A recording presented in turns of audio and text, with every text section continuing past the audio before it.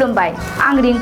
रिंकुमनि नार्जारी बड'लेण्ड इंखं टेलिभिजननि स्टुडिअ'निफ्राय फोसावनो सिगांदों मोनसे गोजोनथाव खौरां।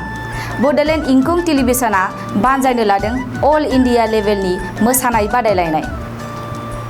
Bodoland dance master season 1।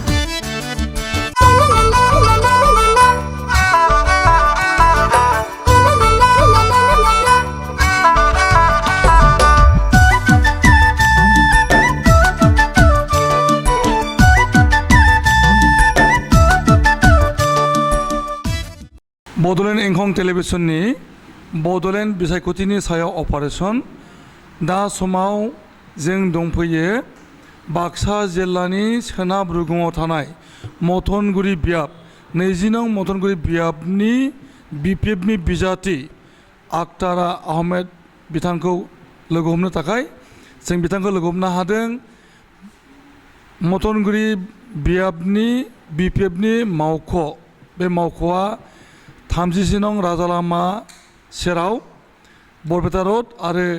हावली सोहोरनि गेजेर बे भटापारा हालामाव दङ। बेवहाय बिपिएफनि केन्डिडेट आक्तारा आहमेद जों बिथांखौ लोगो हमनो हादों आरो बिथाङा फैगौ बिसायख'थियाव बिजाथि महरै गसंनानै बे बियाबनि रायजो राजानिफ्राय मा खोथा होनानै भट बिनो नागिरदों बिनि सायाव सावरायनाय जागोन आरो बे बियाबनि आथिखालनि थासारि आथिखालनि अबस्था जों बेखौ सावरायनो नागिरदों। जोङो आक्तारा आहमेद बिथांखौ खुलुमनाय होदों आरो सिबिनाय होदों। नोंथांनो खुलुमनाय होदों। नोंथाङा बिपिएफ दोलोनि 20 नं 20 नं मथनगुरि बियाबनि समस्तिनि बिजाथि केन्डिडेट नोंथाङा रायजो राजानि सेराव जे भट बिनो थांगोन एबा बिगासिनो दङ मा खोथा जबान होनानै नोंथाङा बे भटखौ बिनो लादों? आं बे चेनेलनि जरियते दाराय समस्तिनि मानसि रायजोफोरखौबो आं धन्यबाद खालामदों। एक्चुअली बे समस्तियाव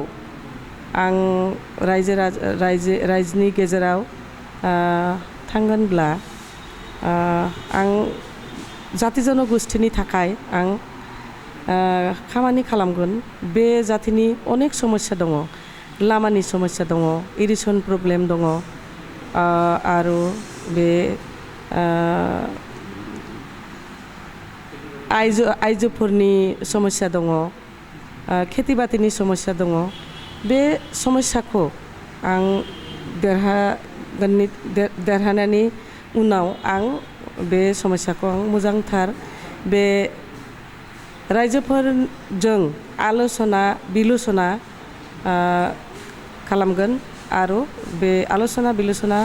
खालामनायनि उनाव आं समस्याखौ समाधान खालामगोन। बे खोथाखौ रायजोफोरजों आलोचना खालामबाय। नोंथाङा बुंदों जे माने बे जायगायाव बे समस्तियाव गोबां समस्या दं, लामानि समस्या दं होनदों, आइजोफोरनि समस्या दं होनदों। दा थांनाय 15 बोसोराव बिपिएफनि सरकारमोन बड'लेण्डआव, दा बै समावहाय बेफोर समस्याखौ समाधान खालामाखैमोन नामा? बे 15 बोसोराव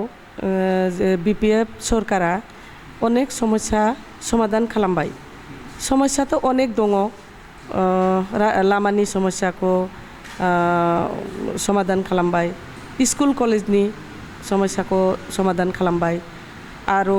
आइजोफोरनिबो समस्याखौ खालामबाय, खेथि बाथिनि समस्या खालामबाय आरो समस्या दङ। बे समस्यानि थाखाय सरकारखौ नांगौ। बे बिपिएफआ एकमात्र सरकार जि सरकारा रायजोनि समस्याखौ समाधाननि थाखाय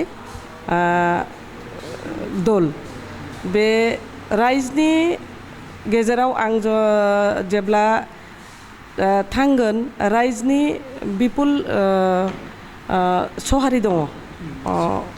सहारि दङ आरो बिपिएफनि केन्डिडेट हिसाबै आंखौबो एक्सेप्ट खालामगोन। नोंथाङा जि समस्तियाव केन्डिडेट देखायनाय बिपिएफनि बेयाव बिजेपिनिबो केन्डिडेट दं आगोलनि एमसिएलएआनो दानि बे मथनगुरि समस्तिनिबो केन्डिडेट जानानै दङ बिजेपिनि नाथाय बे आगोलाव बिपिएफनि केन्डिडेटमोन बे बिपिएफखौ गारनानै बिजेपिआव हाबहैबाय आरो स्टेट गभर्नमेन्टआव बिजेपिजों बिपिएफजों एलायन्स दङ दा होमब्ला माने नोंथांनि समस्तियाव बिजेपिजों बिपिएफजों जिहेतु माने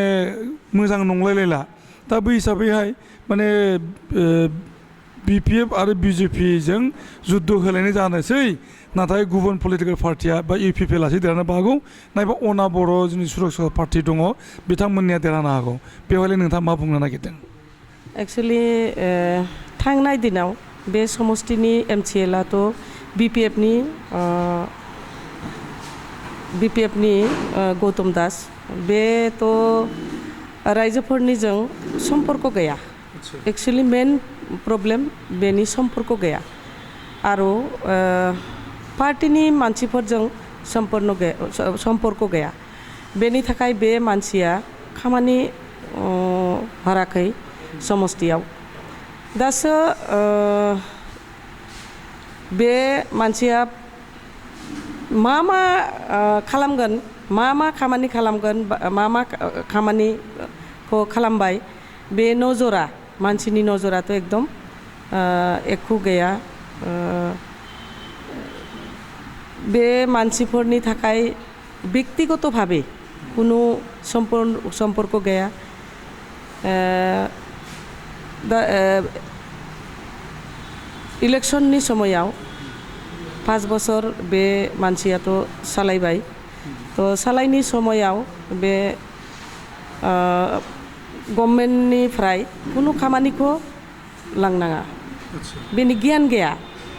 आं बुजिबाय बेनि गियान गैया तो गियाननि गैया तो गियान गैया मानसिया मा खामानि खालामगोन आच्छा बे मथनगुरि समस्तियाव मा समस्या दं मेजर समस्यायाथ' लामानि समस्या आरो दैनि थाखाय इरिगेसन प्रब्लेम दङ आरो खेथि बातिनि समस्या दङ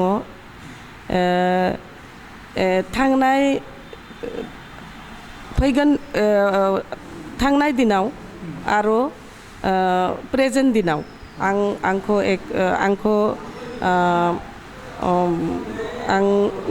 नायबाय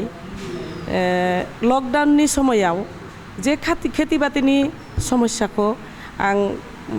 फिलिं खालामबाय जे खेथि बातिनि कृषक दङ कृषकफोरा खेतिनि जि जिनिस उत्पादन दङ बानाय दङ बे जिनिसनि एकदम नस्थ' खालामबाय कलेज स्टर गैया जोंनि समस्तियाव कलेज स्टर गैया तो कलेज स्टरनि थाखाय आं बहुत फिल खालामबाय आंजों देरहागोन आं देरहागोननि उनाव आं गभर्नमेन्टनि जायगायाव आंनि निस्सय जायगा आंनि दङ देरहागोनखौ आसा खालामबाय थादों आरो नोंथाङा देरहायोब्ला कृषकफोरनि थारमाने आबादारिफोरनि खामानि मावगोन आरो कल्ड स्टरेज नांगौ मथनगुरि समस्तियाव कल्ड स्टरेज मोनसे बानायनायनि नोंथाङा सिन्था खालामदों आरो लामानि समस्या आच्छा दै बानाया माबायदि बे समस्तिखौ माने मा खालामो दिगदार खालामो दैबानानि समस्या दैबानानि समस्याथ' एकदम गाज्रि दङ बेखि नदीनि एकदम इरिगेसन प्रब्लेम मानसिफोरनि न'खरबो एकदम सोलिगासिनो दं बे दैयाव आरो पल्ला नदीनि समस्या तो बे समस्या दङ मानसिफोरनि तो बे समस्याखौ आं देरहागोननि उनाव आं सिन्था खालामगोन जे बे समस्याखौ पार्मानेन्ट सलिउसननि थाखाय आं गभर्नमेन्टजों रायलायगोन नोंथाङा बेसेबां भटआव देरहागोन आंथ' देरहागोन बेसेबां भट मोनगोन बेसेबां भट 20,000 एबभ आं भट होगोन भट पाब्लिकआ आंखौ भट होगोन आं देरहागोन जे गौतम दासथ' दासो बिजेपिआव थांबाय तो बिजेपिआव थांबाय बिजेपिनि मानसिफोरा तो 5 बोसोर बेखौबो मोनबाय जाति हिसाबै बेंगली जातिनिफ्रायथ' बे रिप्रेजेन्टेटिभ खालामबाय तो बे गौतम दासनि बेंगली जातिया फिल खालामबाय कि बे मानसिफोरखौ देरहागोन आं देरहाया भट हुआ 5 बोसोराव बे एकफो खामानि गैया तो दिनै जे आक्तार आहमेद आब'खौ 20 नं मथनगुरिनिफ्राय कैंडिडेट सारा होबाय तो बे कैंडिडेटखौ आं रायजो राजाफोर जत्थ रायज दङ हिन्जाव दङ बुद्धिजीबी दङ फिल खालामबाय जे खामानिनि मानसि दङ आं खामानि दङ आगोलाव आं खामानि दङ लामानि खामानि दङ विभिन्न समस्यानि थाखाय आं रायजों जोंनि सम्पर्क दङ आंनि तो बेनि थाखाय आंखौ भट होगोन नोंथांनि कन्टेस्टआ सोर जागोन बिजेपि जोंनि कन्टेस्ट होगोन आं देरहागोन नोंथाङा बुंदों जे गौतम दासआ बेंगली कमिउनिटिखौ रिप्रेजेन्ट खालामनायनि बाथ्रा बुंबाय थादों आरो बेंगली कमिउनिटिया नाथाय बिथांनो भट होनाय नङा जाति हिसाबै बेंगलीनि थाखायथ' बेखौ कैंडिडेट होबाय सारा BPF दलनिफ्राय जोंनि BPF दलनि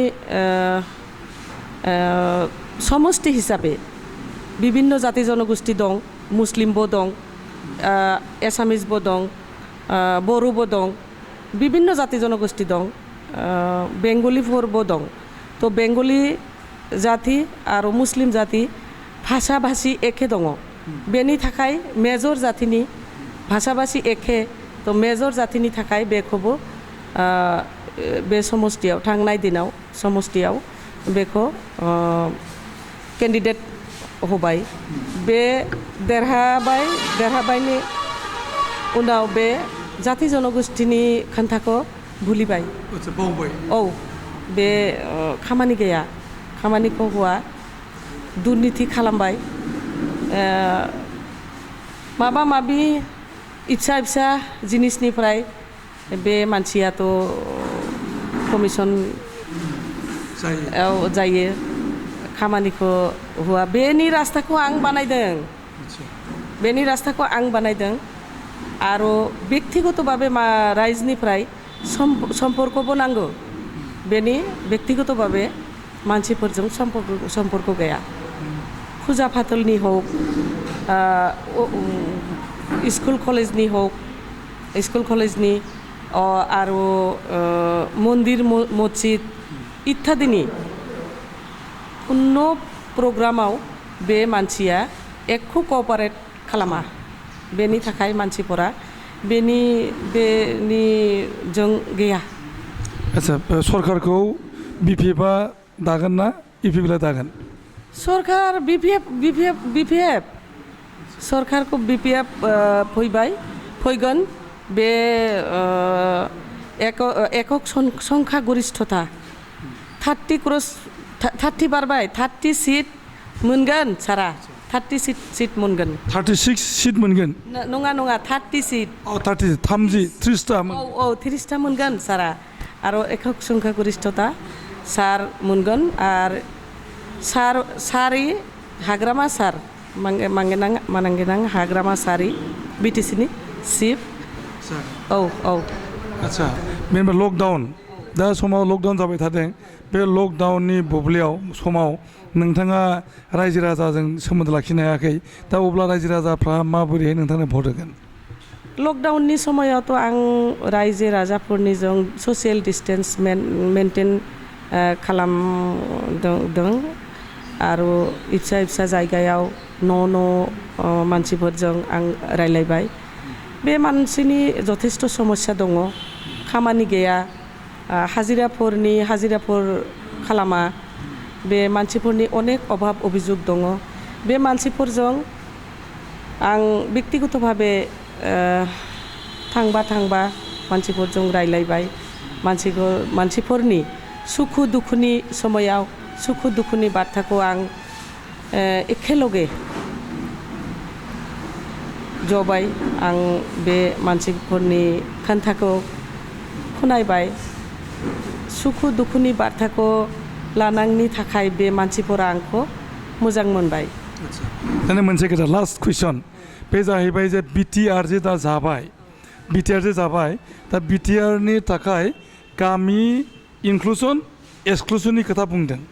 दा एक्सक्लुसन आरो इनक्लुसननि थाखाय जेनाखि इसु लाबोदों बिटिआरआव दा बेखौ नोंथांमोनहा मा सानदों? बिटिआर आंथ' समस्तिनि मथनगुरि समस्तिनि केन्डिडेट हिसाबै बेथ' बिटिआर आरो बिटिसि बे बिटिसिआथ' इउनिभार्सिटि आरो बिटिआरआथ' एलपि स्कुल बे मानसिया बिटिआर सुक्तिनि दारा मा लानांफै बिटिसिआव बिटिसि सुक्तिखौ संबिधाननि टाच खालामबाय संबिधानखौ टाच खालामबाय आरो बिटिआर सुक्तियाव मा संबिधाननि दफाखौ टाच खालामबाय एकखौथ' टाच खालामनाङा गैया तो आरो आसाम सरकाराबो बेनि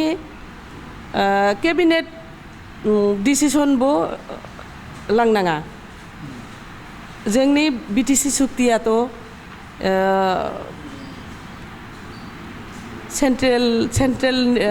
जों होबाय तो सेन्ट्रेल गभर्नमेन्ट आसाम गभर्नमेन्ट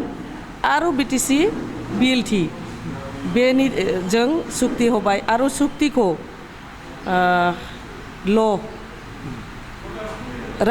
राज्य सभा लोकसभायाव तो बिल पास खालामबाय आरो बेखौ आइनाव बेथ' एकदम सेटेल खालामबाय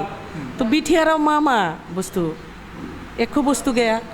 तो बे बिटिआर सुक्तिखौ एक माने बिटिआर सुक्तिया एक्चुअलि आंनि मथे रायजोनि मथेव आंनि मथे दरखास्त दङ बे दरखास्तखौ सोर एक्सेप्ट खालामगोन रायजोआथ' दरखास्तखौ एक्सेप्ट खालामगोन नाङा किन्तु बिटिआर सुक्तिखौ एक्सेप्ट खालामबाय अलरेडि बिटिआर सुक्तिया इउनिभार्सिटि दङ आरो बिटिसि सुक्तिया एलपि स्कुल दङ इउनिभार्सिटिखौ एलपि स्कुल लयार लेभेलाव बे मानसिफोरा लानांबाय थारमाने नोंथां बुंनाय दोङो बिटिसिआव जेनाखि दफाफोर नायबा बिटिसि सुक्तिखौ जिबायदि खालामनाय जादों बेयो जाहैबाय भारत संबिधानखौ टाच खालामनानै जादों नाथाय बिटिआरआव खुनु टाच खालामनाय जायाखै दा बेखायनो बिटिआरआ माने भबिष्यत गैया आच्छा बेनिफ्राय मोनसे खोथा जाहैबाय जे गामि इनक्लुजन आरो एक्सक्लुजन गामि इनक्लुजन आरो एक्सक्लुजन तो सुक्तिया एकु गैया तो बे इनक्लुजन एक्सक्लुजन एकु गैया बिटिसिआव सारा बुंबाय 2003 सननि फेब्रुवारियाव जे जत्थ मानसि दङ बे मानसिया बिटिसिनि मानसि दङ बिटिसिनि नागरिक दङ किन्तु बिटिआरआ मा लांबाय रायजोनि थाखाय माने निज मथे थांबाय निज मथे फैबाय होमबा नोंथाङा ओरैनो दोङो जे अना बर' गामिफोरखौ एक्सक्लुड खालामगोन आरो माखासे बर' गामिखौ इनक्लुड खालामग्रोनाय जादों दा बे नोंथाङाथ' अना बर' गामिनि जाहैबाय दा नोंथांनि गामिया बिटिआरआव हाबगोन ना हाबलिया बा नोंथाङा बिटिआरनिफ्राय ओंखारलांनो गोसो दं नामा? आं अना बर' एक्चुअलि अना बर' बे नामखौथ' आंनि एकदम एलार्जि दङ बे जाति जनगोष्ठी एथ' दङ बिटिसिआव बे मानसिया बर' आरो अना बर' बानायबाय आंथ' मुस्लिम जेनेबा माथ्रि हिन्जाव आं मुस्लिम जाति हिसाबै मुस्लिम आंथ' बिटिसिनि हिन्जाव मानसि माथ्रि तो माथ्रिनि थाखाय आं बुंदों कि आंथ' कुनु दिन बिटिसिनि फ्राय बाहेराव थाङा आरो अना बर'नि जत्थ मानसि दङ बेफोरबो बिटिसिनिफ्राय बाहेराव थाङा थारमाने एक्सक्लुसन जानाय नङा जानाय नङा इनक्लुसन सोरबा सोरबा मानसिया जुदि फैगोनब्ला बे आयेन दङ ना आयेननि उनाव बे मानसिफ्रा फैगोनब्ला आंनि प्रब्लेम गैया आयेन दङ ना बिटिसि सुक्ति एक आयेन दङ बे आयेननि थाखाय बे वेलकाम येस आदसा जोबोद गोजोननाय नोंथांनो आरो नोंथाङा माने फैगौ बिसायख'थियाव देरहागोन बेखौ मिजिं खालामदों आख्तार आहमेद जोबोद साहसि आइजो केन्डिडेट BPF-नि बे जाहैबाय 20 नं मदनगुरि बियाबनिफ्राय बिथाङा कन्टेस्ट खालामनो सिगांदों BPF-नि केन्डिडेट जानानै आरो बिथाङा बे हालामनि समस्याफोरनि खोथा बुंदों आगोलनि MCLA बिथाङा जेबो खामानि मावाखै होनना बुंदों बेवहाय गोबांथार हारि हारिसाफोरनि माने भटारफोर दं बुंदों माने गुबुन गुबुन हारिनि मानसिफ्रा बे बियाबाव जिउ खांनानै दङ आरो बे गुबुन गुबुन हारिनि मानसिफोरजों बिथाङा सोमोन्दो लाखिबाय थादों होनना बुंनाय जादों फैगौ समावहाय बिथाङा गासै हारि हारिसाफोरखौनो लानानै माने बे जायगानि जौगाखांनायनि खामानिखौ मावगोन होननानै बुंनाय जादों जों बिथांनि फारसे जोंनि जेनाखि मोगा मोगि बेखौ जों फोजोबनो सिगांदों बिथाङा देरहाबोथों फैगौ बिसायख'थियाव आरो फैगौ बिसायख'थि देरहाबोनायनि गेजेरजों बे बियाबनि जौगाखांनायखौ लाबोथों जों बेखौ मिजिं खालामबाय आरो जों बेखिनियानो जोंनि बे मोगा मोगियाव फोजोबबाय गोजोननाय खुलुमबाय